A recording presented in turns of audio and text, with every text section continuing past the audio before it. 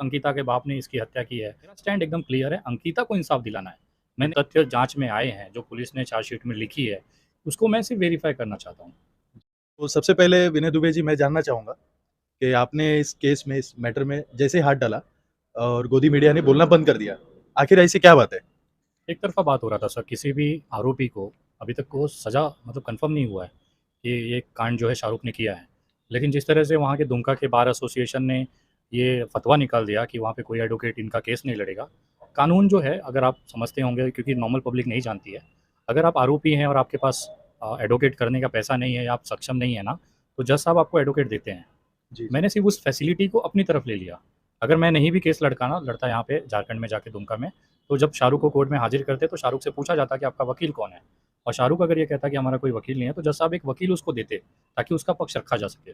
और मैं जानता हूँ, अगर दोनों ही पक्ष सरकार की तरफ से रहेगा, तो ऑब्वियसली वो शाहरुख को फांसी तक पहुँचाएगा।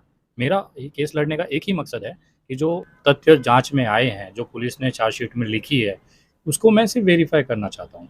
देखिए, सड़क पे आप जब गाड़ी लेके निकलोगे तो कुत्ते भौंकेंगे, अगर आप उसके डर से गाड़ी नहीं निकालोगे तो मतलब आप बुज़दिल हैं। मैं तो डंके की चोट पे कहता हूँ कि मैंने जो भी कहता हूँ एकदम छाती ठोक के कहता हूँ, मैं दुमका भी आऊँगा, सारा चीज़ करूँगा, आप मुझे रोक सकते हो रोक लो, गोली मारना है यहाँ पे मारना, पीठ पे मत मारना। मैं एकदम सामने से आऊँगा तो सामने से वार करिए। लेकिन चीज़ें आपको समझनी पड़ेगी, आप मेरी हत्या कर सकते हो लेकिन उस कानून और संविधान को नहीं मिटा सकते। जो जी। हकीकत है वो सबके सामने आना चाहिए, मेरी लड़ाई असली कातिल तक पहुँचने की है। वो असली कातिल एंड में शाहरुख भी निकल सकता है। तो आप विश्वास करिए, उसको सबसे कड़ी सज़ा की माँग भी मैं ही करूँगा। तब आप कहोगे कि देखो ये पलट गया। ऐसा नहीं है। मेरा स्टैंड एकदम क्लियर है, अंकिता को इंसाफ दिलाना है। मैं नहीं बिल्कुल। जानता वो शाहरुख को मिलेगा, वो माफ़ हो जाएगा या उसको जेल हो जाएगी। हाँ। मैं नहीं जानता कि अंकिता के बाप ने इसकी हत्या की है। मैं नहीं जानता कि उसकी बड़ी बहन ने या उसके दामाद ने, उसके जीजा ने इसको मार दिया है। कोई भी निकल सकता है। बट वो जाँच होगी तब ना निकलेगा। जी। मेरी लड़ाई सिर्फ़ इतनी है कि कोर्ट के अंदर जब दस्तावेज़ रखे जाएँगे, तथ्य रखे जाएँगे, तो उसको मैं वेरीफ़ाई करूँगा मेरे वकील के माध्यम से। निशांत वर्मा जी के पास ये केस है और हम इस पे आर्ग्यूमेंट करेंगे और लास्ट में अगर मुझे समझ में आया और चीज़ें खुल के आती हैं कि शाहरुख ने किया, तो मैं स्वागत है उसका, मैं फांसी तक पहुँचाने की गारंटी लेता हूँ। लेकिन अगर संजीव सिंह ने, जी। संजीव के मतलब अंकिता के पिता ने, बहन ने या दामाद ने या किसी और इंसान ने जो अंकिता के परिवार से हो, चाहे शाहरुख के परिवार से हो, चाहे नईम के परिवार से हो, अगर वो भी कातिल साबित होता है, तो उसको भी वही सज़ा दिलाऊँगा जो शाहरुख के लिए होगा। जैसे 2-3 सवाल और करूँगा, जो बहुत ही ज़रूरी है। लोगों के भी मतलब वो प्रश्न होते हैं, जानना चाहते हैं लोग कि जो आप शाहरुख के परिवार को मदद कर रहे हो और कई सारे लोगों का मानना है कि एक आरोपी के परिवार को आप सपोर्ट क्यों कर रहे हो? उनको क्यों हेल्प पहुँचाना चाहते हो सर? क्यों नहीं करना चाहिए? अंकिता के परिवार को लाखों करोड़ों रुपया मिल गया। अंकिता मर गई, उसकी बहन को नौकरी मिल गई। एक जी। तरफ़ा क्यों करने का? आरोपी शाहरुख है, ना कि उसकी माँ है, ना उसकी बहन है, ना उसका भाई है, ना उसका परिवार है। जी। मैं मदद आरोपी की माँ को कर रहा हूँ, ना कि शाहरुख को कर रहा हूँ। मेरा एक ही जो मैंने आपने देखा होगा कि मैंने लोगों से मदद की अपील की है, तो उस बूढ़ी माँ के लिए किया है मैंने, जिसका कोई सहारा नहीं है। सलमान जो है वो भी छोटी-मोटी जॉब करता है। एक तरफ आप करोड़ों रुपया आरोपी मतलब अंकिता के परिवार को दे रहे हो, दूसरी तरफ आप जहाँ वो रहती है उनका जीना दूभर कर दिए हो। ये तो नाइंसाफ़ी है ना, इंसानियत किसको कहेंगे? मतलब एक आदमी अरबपति हो गया, करोड़पति हो गया अंकिता को गँवा के और दूसरा जो आरोपी अभी तक साबित नहीं हुआ है, उसको आप समाज से बहिष्कृत कर रहे हो। उसको जान का खतरा है, उसकी कोई सुरक्षा की गारंटी कोई प्रशासन, पुलिस नहीं ले रहा है। एक आर्थिक तौर पे ही तो मदद कर रहा हूँ, मैं कौन-सा उसका घर बसा रहा हूँ। मैं सिर्फ़ उतना ही अपील लोगों से किया है कि उस परिवार को राशन और भोजन मिलना चाहिए। ये संविधान भी हमारा अधिकार देता है कि आपको ज़िंदा रहने का अधिकार है। आप जी। वो नहीं मिटा सकते हो, ना मैं मिटने दूँगा। जी सर। हमारा वो सबसे अहम सवाल है ये कि लोगों को कहीं न कहीं ऐसा लगता है कि आप शाहरुख को सपोर्ट कर रहे हो और कहीं न कहीं लोगों का ऐसा मानना है कि मरती अंकिता ने जो आखिरी बयान दिया था, जिस बयान में उन्होंने कहा था कि 10-15 दिन से पहचान थी, फिर आपने खुलासा किया। लेकिन अंत में ये बात मानने वाली है क्योंकि वो तो आज दुनिया में नहीं रही, ज़ाहिर-सी बात है और उसने ये बात बोला कि शाहरुख ने उसको जलाया है और बिकॉज़ उसने देखा भी है। तो यहाँ पर अगर आप झूठे पड़ गए या शाहरुख को अगर सज़ा मिल जाती है, तो इससे आपकी इमेज को बहुत फ़र्क पड़ सकता है। क्या कहना चाहेंगे देखिए, सर आप? आपने आपके जवाब में खुद ही इसका जवाब है, मतलब सवाल में इसका जवाब है। आप मान रहे हो कि अंकिता ने शाहरुख का नाम लिया है। जी। सभी लोग यही कह रहे हैं ना मुझे जी कि सर। डाइंग स्टेटमेंट है, मरती हुई लड़की झूठ क्यों बोलेगी। हाँ। मैं भी सही मानता हूँ कि शाहरुख का ही नाम लिया है। अंकिता ने तो अपना जन्म तारीख 2003 भी बताया था, जी, बिल्कुल फिर सर। पॉस्को कैसे लग गया? सवाल मेरा वहाँ है, अगर आप एक चीज़, एक लड़की ने डाइंग स्टेटमेंट दिया है कि मेरे साथ ये हुआ, इसने किया है, उसको आप सही मान रहे हो, उसके नाम को आप सही मान रहे हो, तो उसने अपने मुँह से कहा है कि 2003 मेरा जन्म बर्थ ऑफ ईयर है, बट पॉस्को कैसे लग गया?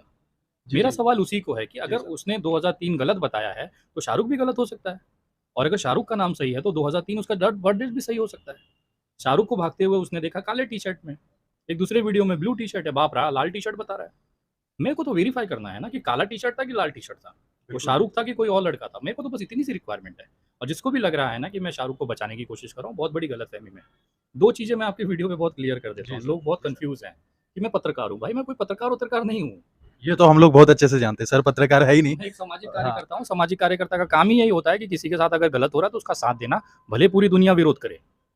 ये चीज़ आप समझिए, मैं कोई पत्रकार नहीं हूँ कि मैं अपने चैनल बढ़ाने के लिए आपसे आके बात कर रहा हूँ। मेरे पास 8 चैनल हैं जिसमें 2-2 मिलियन से ज़्यादा सब्सक्राइबर है। मुझे ये 1-2 सब्सक्राइबर की ज़रूरत नहीं है।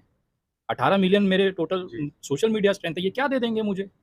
कोई भी राइट विंगर दिखा दो जो आज कर रहा है, अंडा के लिए मतलब बड़ी-बड़ी बातें कर रहा है, शाहरुख को फांसी चढ़ाना चाहता है, उसको दिखा दे कोई 18 मिलियन वाला है बंदा उनके सामने। क्या देके जाएँगे मुझे? मैं अगर अपनी पूरी आईडी लग दिखा दूँ ना, बता दूँ, तो जी, इनके सर। जितने भी राइट विंगर्स हैं ना, वो सबका टोटल भी जोड़ दोगे तो 18 मिलियन नहीं पहुँचेंगे। ये मुझे क्या दे देंगे?